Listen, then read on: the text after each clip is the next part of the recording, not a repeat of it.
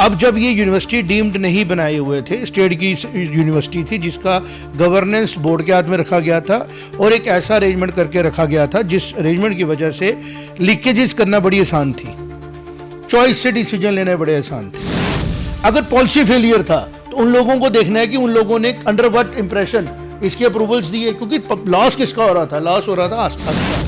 और पैसा जो डेवलपमेंट में लगना चाहिए था, जो पैसा वहां पे अच्छी अच्छी सराएं बनाने के लिए लगना चाहिए था, उससे बहुत बड़ा पैसा लगाया गया उस काम के लिए जिसके लिए ये बोर्ड बनाया ही प्राइमरी वर्क नहीं था। तो जब श्री माता वैष्णो देवी का 200 करोड़ हॉस्पिटल आता है, फिर वो ऐसे मुफ्त में दे दिया जाता है चलाने के लिए कि बड़ा आसान कर दो हमारे पे, आप चला लो।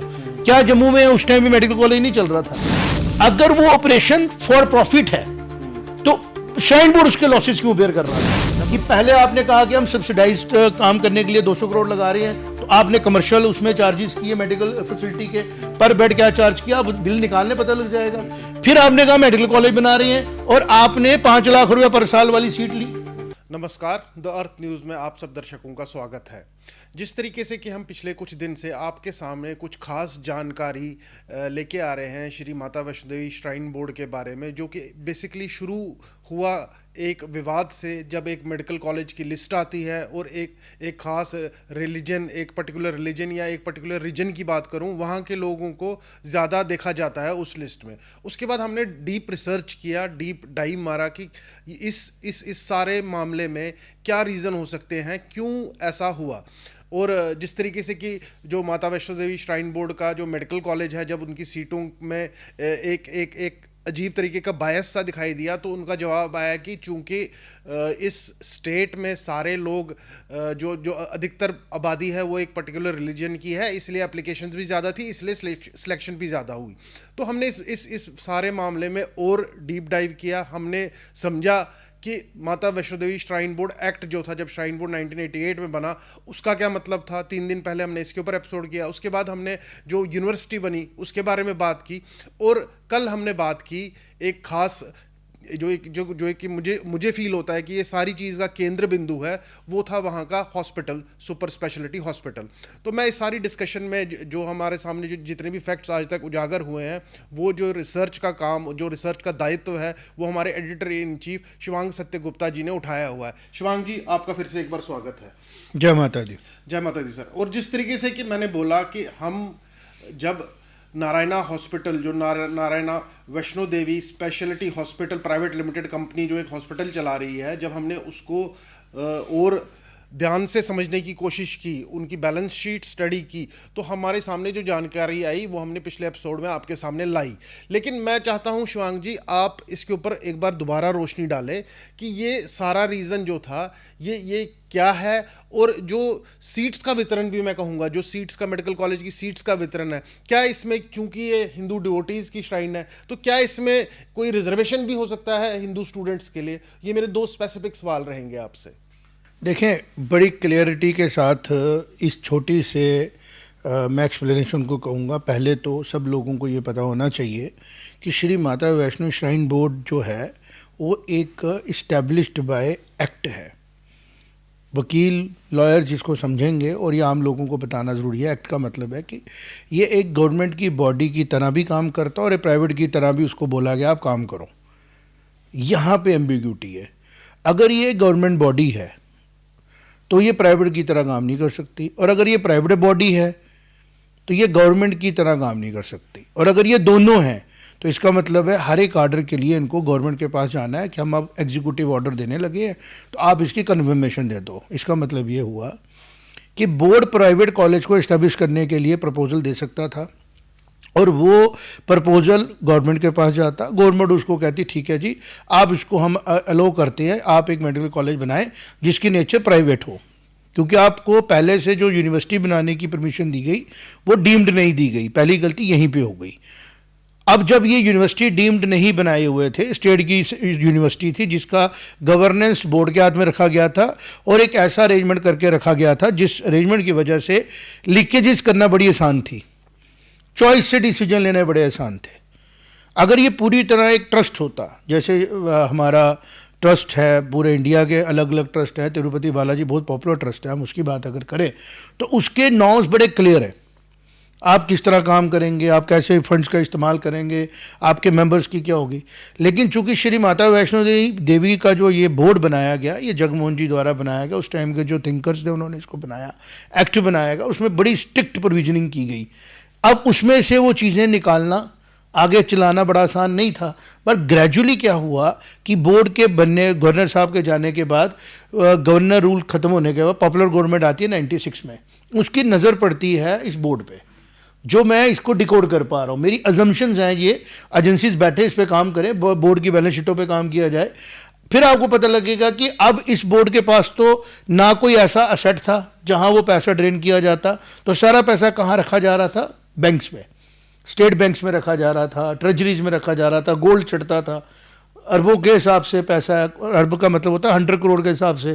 तो 2000 आते आते, before this government has left, 2002 में गवर्नमेंट चेंज हुई थी, और 2002 में मुफ्ती साहब की गवर्नमेंट आई थी, दूसरी पॉपुलर गवर्नमेंट जब आई थी, तो उस गवर्नमेंट ने क्या सोचा क्या नहीं सोचा, इसके ऊपर तो मुझे डाउट करने का हक बनता है। उन्होंने बोर्ड के मेंबर्स के साथ क्या हुआ। फिर दूसरी बड़ी इंपॉर्टेंट बात यहाँ पे आती है, स्टेट क्राफ्ट की बात आती है। स्टेट क्राफ्ट की बात ये आती है क्योंकि सेंटर भी चाहता था कि जम्मू कश्मीर नॉर्मलाइज हो, और सरकार को अपीजमेंट भी की जा सकती है, क्योंकि कश्मीर के पास ना टूरिस्ट था, ना गवर्नमेंट के पास टैक्सीज थे, ना ही गवर्नमेंट का पैसा था। आप इस तरफ भी लेके जाएं चीज़ों को, इसके ऊपर भी काम किया जा सकता है, कोई बड़ी पुरानी बात नहीं है, मेरी मेमोरी अभी भी रेडी है।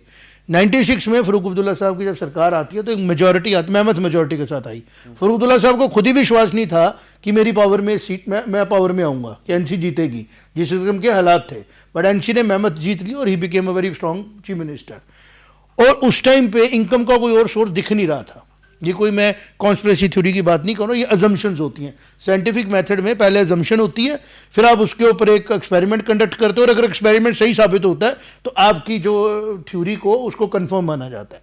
तो 2002 आते आते ये देखा गया होगा कि एक बोर्ड है हमारे पास जिसके पास सरप्लस कैश है। और अक्सर हम बातें सुनते थे कि गवर्नमेंट पैसे लेके, सरकार के बोर्ड से पैसे लेके देती है, नहीं, श्राइन बोर्ड के पैसे लेके तनख्वाहें दी जाती हैं। अब वो लेने थे फिर वापस भी देने थे, तो ऐसा तरीका भी निकाला जा सकता है कि लिए जाएं और वापस देने की जरूरत ही ना पड़े। कोई ऐसा तरीका निकाला जा सकता है। तो शायद ये जो यूनिवर्सिटी का आइडिया आया ना कि एजुकेशनल इंस्टीट्यूशन बना लो, उसमें मेजर रेकरिंग एक्सपेंडिचर होते हैं, इसमें कोई गलत बात नहीं होती, बिकॉज हम चलाते हैं एजुकेशन, हमें पता है ना किस तरीके से चलते हैं क्या। क्योंकि अगर वो डिफाइंड होते हैं ट्रस्ट की तरह तो वो भी निकालना मुश्किल होता है, क्योंकि उसमें कैश ट्रांजेक्शंस करना बिल्कुल बैन होता है, बड़ी चीज़ें आती हैं। लेकिन चूंकि वो ऐसा एक बनाया गया था कि बोर्ड डायरेक्ट अगर बनाता तो वो डीम्ड यूनिवर्सिटी बनाता, तो सारा कंट्रोल सेंटर के हाथ में होता आने वाले समय में। और कोई ये थोड़ी सोच सकता था 2002 में सरकार नहीं आएगी वापस, उस टाइम तो उनको लग रहा था कि हम आते रहेंगे हमेशा मेजॉरिटी में। तो उसके तहत जो यूनिवर्सिटी बनाई गई, वो बनाई गई एक ऐसी कि ये रहेगी स्टेट यूनिवर्सिटी, और लोगों को खप खाना ना पड़े, तो इसलिए बोल दो कि कंट्रोल बोर्ड का रहेगा। जब नेचर ही स्टेट की होगी तो नाम स्टेट के रहेंगे, एम्प्लॉयमेंट में आप रिजर्वेशन नहीं दे सकते। आप मिनॉरिटीज को, तो चलो मिनॉरिटी तो हम बोलेंगे भी नहीं और ना ही होना चाहिए कि भारत एक बड़ा देश है और हिंदूज यहाँ मिनॉरिटी में नहीं है। तो जम्मू कश्मीर में भी हम उसकी क्लेम अगर कोई कर रहा है तो वो लोगों को पॉलिटिकली चार्ज कर रहा है, प्रैक्टिकली ये पॉसिबल नहीं है। लेकिन स्पेशल स्टेटसेस हो सकते थे, वो होने के लिए डीम्ड यूनिवर्सिटी बनना था इसको, कि जिन लोगों के पैसे से बन रही है उनको प्रायोरिटाइज करना है। उसमें एम्प्लॉयज़ हो सकते थे श्राइन बोर्ड के, उसमें श्राइन बोर्ड के बेनिफिशरीज हो सकते थे, बारीदार हो सकते थे, वहाँ के लोकल रेजिडेंट हो सकते थे, लोकलाइज किया जा सकता था, बड़ी रिजर्वेशनें डाली जा सकती थी, बट उसके लिए वो स्टेट यूनिवर्सिटी नहीं हो सकती, उसको डीम्ड ही होना था। ठीक है, अब वो डीम्ड नहीं बनाई गई और आपको बनाया गया स्टेट यूनिवर्सिटी की, कल को हमें ग्रांट्स लेनी है वो लेनी है। अब ये स्टेट यूनिवर्सिटी बन चुकी थी, उसके बाद देखा गया कि इसमें भी बड़ा ज़्यादा हम लोगों को फंड्स अभी भी अवेलेबल है, तो एक हॉस्पिटल भी सोचा गया कि हॉस्पिटल बनाया जाए। फिर हॉस्पिटल बनाया गया और 200 करोड़ रुपए की फंडिंग दी गई श्राइन बोर्ड के द्वारा, उसमें गवर्नमेंट ने कोई फंडिंग नहीं दी है, हमारे पास उसके प्रूफ्स भी हैं। 200 करोड़ रुपए का एक हॉस्पिटल बनाया गया जो खुद में एक बहुत बड़ा जिसको बोलते हैं इंफ्रास्ट्रक्चर है। और फिर उस हॉस्पिटल को दे दिया गया हमारे Narayana Vaishno super speciality hospital private limited को। तुम वैष्णो देवी बोलते हो, ऐसा नहीं है, श्री उसका नाम श्री भी नहीं है, Narayana Vaishno super speciality hospital private limited है। चले जो भी है उसको दिया गया और उनको कहा गया कि 200 करोड़ का इंफ्रास्ट्रक्चर भी आप ले लो और मुझे यहाँ तक है रिकरिंग पैसा भी दिया गया उसको, क्योंकि एमओयू पब्लिक डोमेन में नहीं है। अब पब्लिक ह्यू एंड क्राइम में चाहे उनके एमओयू मंगवाए तो पता लगे। और लोगों को बोला गया कि हम एक सुपर स्पेशलिटी हॉस्पिटल ला रहे हैं जो आपको सब्सिडाइज्ड कॉस्ट पे इलाज करेगा, पिलग्रिमेज। और वो इतनी दूर बनाया गया, इतनी उसको फार अवे प्लेस पे बनाया गया कि अगर कटरा से किसी ने जाना 1-1.5 घंटा लग जाता है वहाँ जाने में, तो इमरजेंसी हैंडल नहीं होती है। अगर कोई कटरा में कोई गिर जाता है, अभी भी अगर आप उसका देखें, देखना पड़ेगा कि जो अभी इंसिडेंट हुआ अभी जो बरसातों में वहाँ पे, तो क्या उन लोगों को किस हॉस्पिटल में लेके जाया गया, उधर से आपको पता लग जाएगा कि क्या ये अपना ऑपरेशनल पर्पज सॉल्व भी किया या नहीं किया। एक बात अब मैं ये कह रहा हूँ कि हम पहुँच गए मेडिकल कॉलेज तक, सॉरी मेडिकल हॉस्पिटल तक।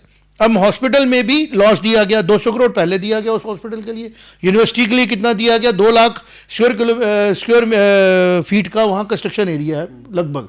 तो आप ये माने कि इतना पैसा इन्वेस्ट किया गया। I don't want to calculate into basic thing, I just want to tell कि जो एसएमवीडीयू का पूरा नेचर 2002 के बाद 96 के बाद शुरू हुआ, 2025 में आया, हम माने ये 30 ईयर्स माने या 28 ईयर, इसमें पूरी की पूरी एक इंक्वायरी की जरूरत है कि किस तरीके से पैसा यूज किया गया। अगर पॉलिसी फेलियर था तो उन लोगों को देखना है कि उन लोगों ने अंडर व्हाट इंप्रेशन इसके अप्रूवल्स दिए, क्योंकि लॉस किसका हो रहा था, लॉस हो रहा था आस्था का, विश्वास का। और पैसा जो डेवलपमेंट में लगना चाहिए था, जो पैसा वहां पे अच्छी अच्छी सराहें बनाने के लिए लगना चाहिए था, उससे बहुत बड़ा पैसा लगाया गया उस काम के लिए जिसके लिए ये बोर्ड बनाया ही प्राइमरी वर्क नहीं था। और उसमें बोला कि सरप्लस है। तो ये सरप्लस को लेके जो बात है ना, इसको समझने की जरूरत होगी कि वाकई में सरप्लस था या नहीं था।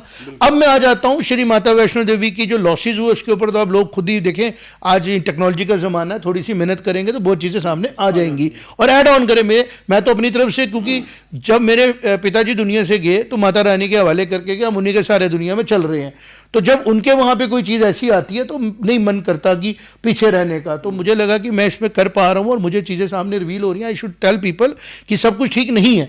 तो जब श्री माता वैष्णो देवी का 200 करोड़ का हॉस्पिटल आता है, फिर वो ऐसे मुफ्त में दे दिया जाता है चलाने के लिए कि बड़ा आसान कर दो हमारे पे, आप चला लो। क्या जम्मू में उस टाइम में मेडिकल कॉलेज नहीं चल रहा था? बड़ा काबिल मेडिकल कॉलेज था। अगर आपको मतलब there are many other, Shri DMC था, दयानंद मेडिकल कॉलेज था, बड़े अच्छे अच्छे ट्रस्ट हैं जो बड़े रिप्यूटेड ट्रस्ट हैं। दयानंद मेडिकल कॉलेज तो बड़ा हमारा बड़ा सक्सेसफुल है। डीएमसी लोग यहाँ से जाते हैं, बच के वहाँ से वापस आ जाते हैं, बड़ी अच्छी रेपुटेशन लुधियाना में, उसकी मैनेजमेंट को बुला लेते हैं। लेकिन आपने एक बड़ी रिमोटली एक मैनेजमेंट को बुलाया जो कि अपने प्रॉफिट्स दिखाती है। डीएमसी तो प्रॉफिट नहीं दिखाता है, वो प्रॉफिट्स दिखाती है। आपका नेचर था नॉट फॉर प्रॉफिट, आपने पीपीपी किया विद प्रॉफिट, और उनको कहा कि अगर आपको लॉस होगा हम देंगे। और वहाँ पे पूरे कमर्शियल ऑपरेशन चले। जो मरीज वहाँ गए हैं, मुझे आज भी फ़ोन 2-4 लोगों ने किया, एक मैडम का फ़ोन आया था कि he she lost her father, they are personal things, मेरा उसमें जाना नहीं है, दुख है। लेकिन अगर वो ऑपरेशन फॉर प्रॉफिट है तो श्राइन बोर्ड उसके लॉसेस क्यों बेयर कर रहा था, नंबर 1। अब आ जाते हैं मेडिकल कॉलेज के ऊपर। यहाँ पे बहुत बड़ा कैच है। मेडिकल कॉलेज को बोर्ड ने एज ए प्राइवेट डिक्लेयर किया और उसके एग्जीक्यूटिव डायरेक्टर साहब चले गए बोपी के पास, क्योंकि हमारा मेडिकल कॉलेज है तो आप हमें ओपन सीटें दे दो। अब इस पे कैच है कि पहले आपने कहा कि हम सब्सिडाइज्ड काम करने के लिए 200 करोड़ लगा रहे हैं, तो आपने कमर्शियल उसमें चार्जेस किए मेडिकल फैसिलिटी के, पर बेड क्या चार्ज किया, अब बिल निकालने पता लग जाएगा। फिर आपने कहा मेडिकल कॉलेज बना रहे हैं और आपने 5 लाख रुपए पर साल वाली सीट ली, ठीक। और उसमें अभी भी मुझे इन्फॉर्मेशन आई है 14 सीटें फिल नहीं हुई हैं। तो जो ये लोग कह रहे हैं कि हम लोग पब्लिक वेलफेयर के लिए काम कर रहे हैं, तो ये मेडिकल कॉलेज 5 लाख रुपया लेके पर ईयर पढ़ा रहा है, वो कौन सा पब्लिक काम है? वो तो आम लोगों को तो ले नहीं रहा, वो तो उन लोगों को एस्पिरेंट्स को ले रहा है जो अफोर्ड कर सकते हैं। मेरी बात समझे ना। और वो उनको 50 सीटें में लेने में उनकी मंशा भी समझ में आती है कि उन लोग मतलब अगर मेरिट लिस्ट कितनी नीचे आई होगी, जो तो फ्री वाली सीटें थी वो तो इन्होंने ली नहीं। मेरी बात समझ में आई ना। इन्होंने वो सीटें ली और पेड है। अब ये पब्लिक में आके बोलने की जी हमारी 50 सीटें थी, 14 सीटें खाली हैं, लोग नहीं दे पा रहे हैं पैसा। और अब एक बड़ा छोटा सा मुद्दा है दूसरा कि जिसको सब लोग बना रहे हैं कि वहाँ पे नॉन प्रैक्टिसिंग हिंदूज पढ़ेंगे वहाँ जाके, वो बड़ा मुद्दा है। हमारी सोसाइटी बड़ी सोसाइटी है और किसी एजुकेशन इंस्टीट्यूशन को कोई फर्क नहीं पड़ता है। खुशी होती है कि हर रिलीजन हर कम्युनिटी के लोग आके पढ़े, लेकिन मेन मुद्दा है कि आपके पास प्रोविजनिंग थी जब, क्या आप सोसाइटी की डाउन ट्रॉडन एरिया को बच्चों को ले सकते थे, हाई मेरिट के फ्री बच्चे ले सकते थे, जो बच्चों का मेरिट कंपैरेटिवली ज्यादा होता और उनकी सीटें फ्री होती। आपने इसको प्राइवेट डिक्लेयर किया। क्या आपने एग्जीक्यूटिव ऑर्डर लिया इसको प्राइवेट करने का? ये लीगल एम्बिग्यूटी है कि वो डॉक्यूमेंट अब सामने आने लाने पड़ेंगे ना। और मुझे लगता है कि ये सारी चीज़ें जो हैं एलजी साहब के पास जाएं, एलजी साहब इसकी कॉल लें, और जिन लोगों ने ये, अगर ये षड्यंत्र है तो उनको सख्त से सख्त सजा दी जाए, और अगर ये गलती है तो एलजी साहब के पास ताकत है, क्योंकि उनके पास बहुत बड़ी ताकत है ऐसे जो श्राइन बोर्ड के नॉर्म्स के अकॉर्डिंगली, और वैसे भी स्टेट के यूटी के हेड है, वो इसको अमेंडमेंट भी कर सकते हैं कि अगर उनको लगता है कि जिस तरीके की लोगों की एस्पिरेशंस है वैसा काम करने के लिए 20 साल जो हो गया, आगे से इसको डीम्ड यूनिवर्सिटी बनाना है तो उसको डीम्ड यूनिवर्सिटी के प्रपोजल दे दें और एक्ट को मॉडिफाई कर लें। और अगर उनको लगता है कम से कम इस कॉलेज को हमने एक नॉट फॉर प्रॉफिट कॉलेज लेके जाना है, प्राइवेट की जगह इसको हमने एक यूनिवर्सिटी का कॉलेज बनाना है, तो वो स्टेट कॉलेज बनेगा, फिर उसमें रिजर्वेशन आ जाएंगी, फिर भी लोगों को रिलीफ मिलेगा जो होना चाहिए। और बेस्ट इसका यही है कि सिवाय डीम्ड यूनिवर्सिटी के और कोई यूनिवर्सिटी ऐसी नहीं है जो सेंटर पूल से बच्चे ले सकती है, जहां पे एक्चुअल में जम्मू से भी बड़े कम लोग वैष्णो माता जाते हैं, चंडी माता के मत्थे ढकते हैं, वैष्णो माता खासतौर पे जाते हैं, कम लोग जाते हैं। 1 करोड़ में से अगर 20 लाख भी जम्मू कश्मीर से जा रहे हैं, 80 लाख जा रहे हैं पैन इंडिया, तो उनके पैसे से अगर कॉलेज बन रहा है तो उधर के बच्चों को फैसिलिटेट किया जाए, उनके बच्चों को फ्री सीटें भी मिले जैसे जम्मू मेडिकल कॉलेज मिलती हैं, उनके बच्चों को पेमेंट वाली सीटें भी मिले, तो क्योंकि मेंटेन भी करना है, और वो डोनेशन भी कॉल करे फिर बोर्ड की, हमें इसको चलाने का डोनेशन भी तो लोग देंगे। लेकिन सबसे इंपॉर्टेंट बात है वो तब होगा अगर ये डीम्ड यूनिवर्सिटी बने और इसको सेंटर के पूल से परमिशन मिले बच्चे उठाने की बजाय उसको स्टेट बोर्ड में डाला जाए। आज जिन लोगों ने किया वो बड़े खुश होकर बैठे हैं कि हमने बड़ी जबरदस्त कर लिया काम क्योंकि स्टेट पूल में लिए। मेरा सवाल ये नहीं है कि तुमने इलीगली लिया स्टेट पूल से, तुम्हें लेना ही स्टेट पूल से था क्योंकि तुमने डिक्लेयर ही प्राइवेट किया। मेरा सवाल है तुमने प्राइवेट डिक्लेयर क्यों किया? क्योंकि तुम एक गवर्नमेंट बॉडी के कॉलेज थे, सेमी गवर्नमेंट भी अगर बोले, तुम्हें परमिशन लेनी थी, तुम्हें एग्जीक्यूटिव ऑर्डर गवर्नमेंट से लेना है, एलजी ऑफिस से लेना है कि हम इसको प्राइवेट करने वाले हैं। और अगर उसमें किसी को चूक हुई है, बिकॉज अब मैं ऑफिस का हेड हूं, मुझे क्या पता रवि साहब नीचे क्या कर रहे हो, लेकिन जब मुझे पता लगे तो मैं एक्शन नहीं लूं, तो मुझे अपने आप को देखना है ना कि मैं क्या कर रहा हूं। तो अभी चीजें पब्लिक के थ्रू, मीडिया के थ्रू आ गई हैं। सबसे पहले तो मैं उन लोगों को रिक्वेस्ट करना चाहता हूं जिन लोगों ने वहां सीटें ली हैं, वो लोग, उनका मेरिट ओपन करो पहले, लेट पीपल सी कि किस किस मेरिट का बच्चा गया है सीट लेने वहां पे। उसका धर्म बाद में पूछो, उसका मेरिट पूछो पहले, और फिर देखो अगर ये ओपन मेरिट में नहीं होता और ये पेमेंट वाले ओपन मेरिट पे है, देखो बोपी को भी क्लियर होना है। एक होता है फ्री ओपन मेरिट, एक होता है with payment open merit. With payment open merit नीचे आता है और उसके सामने हो सकता है फ्री ओपन मेरिट वाला ऊपर खड़ा हो, ज्यादा मेरिट वाला हो, और उसकी जो सीट की कॉस्ट है 25 लाख रुपए 5 साल की होगी, रहना खाना अलग है। तो मेरा यह मानना है कि ये अभी भी बहुत ज्यादा नुकसान नहीं हुआ है इससे पहले कि लोगों के रिश्ते आपस में कमजोर हों, सोशल फैब्रिक डिस्टर्ब हो। इसको जल्दी से जल्दी डिसीजन लेके एक तो इसको लिस्ट को रिवर्स कर दो, दूसरा जो स्टेटस है इस कॉलेज का और इसके हॉस्पिटल का और वो रिव्यू करो, और टेक्निकली भी ठीक करो, मॉरली भी ठीक करो, एथिकली भी ठीक करो। तो मुझे लगता है जो कैंपेन हमने की वो कामयाब हो जाएगी। जी जी बिल्कुल बिल्कुल। जिस तरीके से आपने विस्तृत तरीके से समझाया कि किस तरीके से इसको रेक्टिफाई किया जा सकता है, जो हमने एक मुहिम सी चलाई, हमने आज इसका एक रेक्टिफिकेशन भी बताया कि इस तरीके से ये रेक्टिफाई हो सकती है। तो मैं सारे व्यूवर्स से भी ये आग्रह करूंगा कि जो उनकी राय है इस मामले में, आप देखिए हम सब डेमोक्रेसी में रहते हैं, सबके राइट्स हैं, ये सबका देश है, जो बोर्ड है वो सबका बोर्ड है, तो आप अपनी राय कमेंट्स में जरूर रखें। धन्यवाद हमसे जुड़ने के लिए। जय माता दी।